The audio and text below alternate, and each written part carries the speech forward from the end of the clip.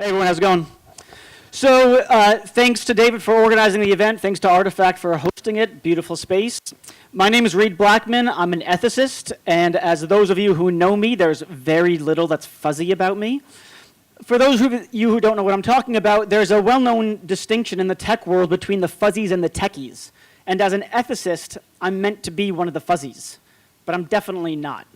And so what I want to do in this talk is push against that view that ethics should be seen as a fuzzy discipline. Not only do I think that view is false, I think it's dangerous. So to get at why I think that is, let's start with a view, dive into a little bit more detail about this distinction between the fuzzy and the techie. So here's the view. Tech is science, tech has answers, tech is the truth. Right? Science is the kind of thing that delivers us the truth, not ethics. The fuzzies, you know, ethics is fuzzy, it doesn't have answers, there's no truth or falsity, no zeros and ones when it comes to ethics. Ethics is just sort of like, who the hell knows what it is? As one senior executive at a tech company that you've all heard of recently told me, ethics is really squishy. It's squishy. Bizarre. Now, I think it matters. Now, those are not all supposed to show up at the same time, but that's okay. I think it matters because there are real problems in tech, as David was talking about earlier today. We've got serious privacy concerns. We've got serious concerns around biased algorithms and discriminatory behavior. We have serious concerns and problems around unexplainable outputs and questioning whether that leads to unfair outcomes. But if you assume that ethics is an area in which there are no real answers, that it's all just sort of fuzzy and squishy, you're not going to get any solutions. What we need to do is demand rigor. We have to understand that ethics is, in fact, a matter of truth and falsity, that it is, in some sense, objective. It's neither funny, fuzzy, nor squishy, and if you conceive of it that way, you're not going to get the solutions that we genuinely need.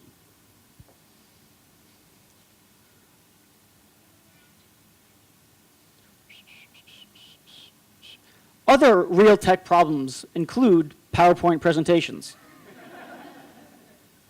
All right, so why do people think about ethics as being fuzzy in the first place? I think there are at least 3 sources of alleged fuzziness, each of which I want to debunk today. The first one has to do with the fact that people disagree about ethical issues. I think this is good, you think it's bad, I think it's right, you think it's wrong. Let's call the whole thing off. Not only do individuals disagree with each other, but entire cultures disagree with each other. And so ethics is fuzzy. That's roughly the view. Secondly, there's a common view that only science delivers the truth. Why are those all numbered 1? That's not, for the record, not what I sent. You're making the ethicist seem like he doesn't know tech. So the view is that only science delivers the truth. Right? Science is the ultimate source of truth. That's where real objectivity comes in. That's where we get real answers. And anything that's not science is not, as philosophers would put it, truth apt. It doesn't give us truths. And then the last alleged source of fuzziness for ethics is this question, who's to say? You know, who's to say what's right and wrong? You know, why should your view about what's good or bad win the day versus my view versus some third person's view? Who's to say what's right and wrong? So again, ethics is fuzzy. So again, those are the 3 alleged sources of fuzziness.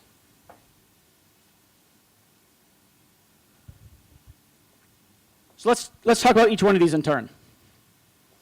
First one, ethics is fuzzy because people disagree. Here's the principle behind that line of thought. If people disagree about X, then there's no truth to the matter about X. Again, if people disagree about X, then there's no truth to the matter about X. Obviously false. Clearly false. People disagree about all sorts of things. People disagree about whether climate change is real and whether it's human caused. People disagree about whether humans are the result of evolution. People even disagree about the shape of the earth. But no one says, oh, well, I guess there's no truth to the matter about that stuff then. Physicists disagree with other physicists, biologists disagree with other biologists, mathematicians disagree with other mathematicians. No one thinks, okay, then I guess there's no truth to the matter about this. In short, the mere fact that people disagree about an issue does not entail that there's no truth to the matter. And that includes when we're talking about ethical issues. So this view, this alleged source of fuzziness, is not an actual source of fuzziness.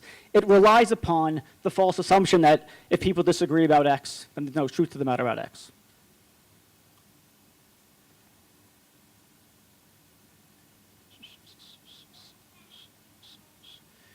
David, you need a new computer. Okay, that's cool. Ethics is funny, or ethics is fuzzy. Here's the second alleged source of fuzziness. Because science is truth. That's where we get the real stuff. This relies on the following principle, that only scientifically verifiable claims are true. Only scientifically verifiable claims are true. Not obviously false, but it's false. To see why, consider your options. How would you scientifically verify that claim? Give that claim to a physicist. What experiment would they perform? Give it to a biologist or a chemist. Is there some experiment that they could perform to verify this very claim? Of course not. There's not. So, either this claim is just flat out false, or if it were true, it would thereby be false. It's what we call a self-undermining claim. So this alleged source of fuzziness that only science delivers the truth is a self-undermining view, and thus not a genuine source of fuzziness.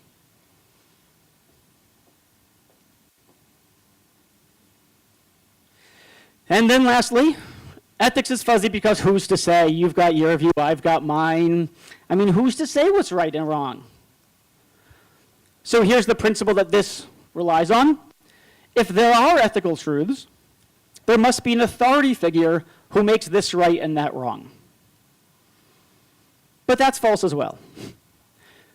Look, when we have a realm of truth, a realm of fact, we don't say who's to say that these are the truths in biology or these are the truths in physics.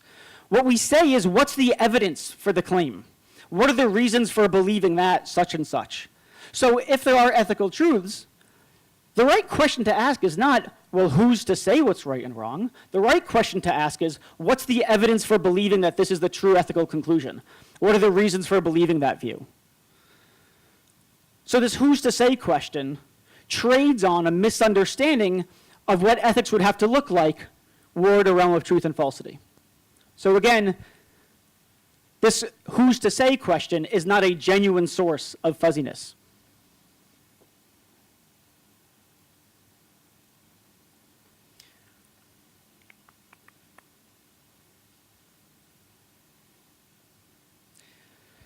So I don't have time, unfortunately, to talk about all the other alleged sources of fuzziness and to debunk them. And I certainly don't have the time to prove to you that ethics is the realm of truth and falsity. So for now, I'm just going to invite you to think about ethics as a realm of facts. And to understand that given that there are such facts, they are very difficult to ascertain.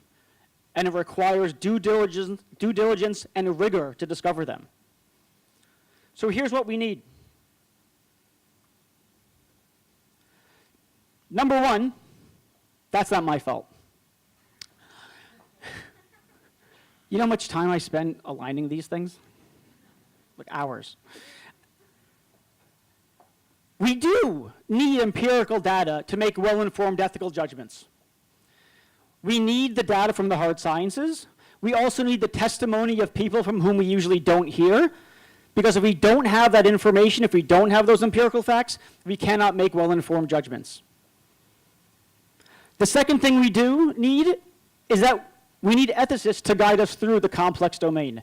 It's really tricky. Ethics generally is tricky, tech ethics is tricky, and ethicists, the properly trained ones, know how to navigate these waters in the right way, know how to facilitate discussions in the right way, and know how to build consensus in the right way.